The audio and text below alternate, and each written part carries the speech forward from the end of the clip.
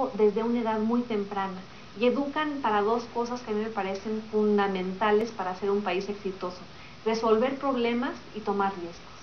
Y la educación mexicana no está concebida para empujar esas características que son parte de la ciudadanía participativa. ¿Podría eso impactar no solo en la política, sino también en la economía? Cito otra frase tuya: un país de empleados en vez de emprendedores. Sí, porque siempre les digo a mis alumnos del ITAM que si yo estuviera dando esa clase en Princeton o en Stanford, la mitad de mis alumnos estarían pensando en qué empresa va a armar cuando se gradúe. ¿Qué clase das? Doy dos: política mexicana y política comparada. Y en Estados Unidos, los alumnos que se gradúan, insisto, salen con la idea de crear lo que será la competencia a Facebook o a Apple o a Microsoft, y que van a armar en su garage su propia empresa y que van a poder salir al mercado y ser emprendedores, porque su país les da las condiciones para hacerlo. Les da mano de obra calificada, les da crédito, les da la posibilidad de competir en un terreno nivelado de juego con buena regulación. O sea, hay espacios increíbles para la innovación. En cambio, en México, como tenemos, y lo diagnostico en el libro, una estructura económica oligopolizada, concentrada, un capitalismo de cuates, estamos generando personas que se vuelven empleados de los monopolistas del país o de las empresas transnacionales. Felizmente empleados de ellos. Que no están pensando en cómo innovar o en cómo competir, porque las condiciones no están ahí.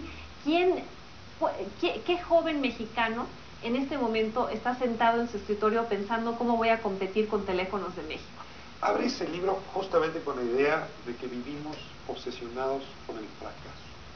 ¿Tú dirías que a esto se debe, que las condiciones son tan adversas que el fracaso se nos mete en las venas con una actitud?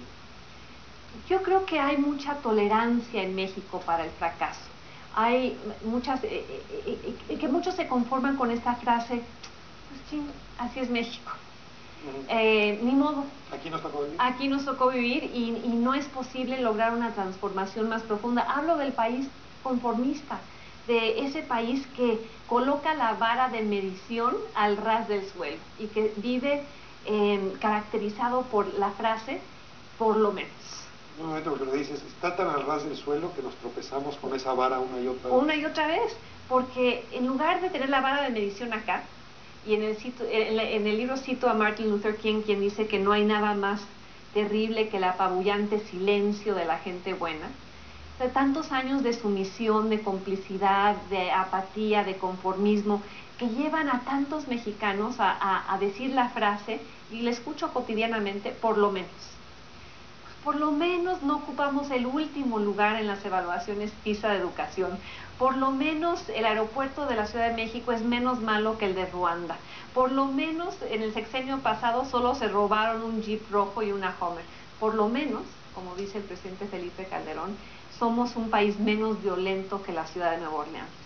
Y a mí esa lógica del por lo menos me parece una aceptación de la mediocridad. Gracias para ti, si me dices, México ya no vive en el laberinto de la soledad de Octavio Paz, está atrapado en el laberinto de la conformidad. Sí, bueno, hace un par de años, cuando salió una encuesta muy favorable a Felipe Calderón, yo preguntaba, bueno, ¿por qué los niveles de aprobación son tan altos para un presidente cuyo desempeño, sobre todo en lo que tiene que ver con la guerra contra las drogas, es tan altamente cuestionable? Y Alejandro Moreno, el encuestador de Reforma, se hizo la misma pregunta y mandó a hacer una encuesta más granular, más preguntando: sí, usted apoya la labor de Felipe Calderón, pero ¿por qué? ¿Y sabes cuál fue la respuesta de la mayor parte de los entrevistados? Porque le echa ganas. O sea, no estamos acostumbrados a la exigencia del buen desempeño, sino nos conformamos con el hecho de que le echa ganas. Y eso me revela una serie de rasgos culturales con los que carga el mexicano, muchos de ellos producto de esa indoctrinación de los libros de texto gratuito que han sido tóxicos, que no han construido ciudadanía, sino han construido yo los llamo ciudadanos vasija, ciudadanos olla, ciudadanos recipientes, conformistas que se conforman con lo poco que se vacía en ellos, ciudadanos que viven con la mano abierta, con la palma extendida, esperando la próxima dádiva del próximo político, el contrato o el cheque o la licuadora o el saco de cemento o el contrato o aquello que el logro filantrópico del que hablaba Octavio Paz le sigue dando. O sea, tenemos un pacto fundacional del cual nos está resultando muy difícil salir.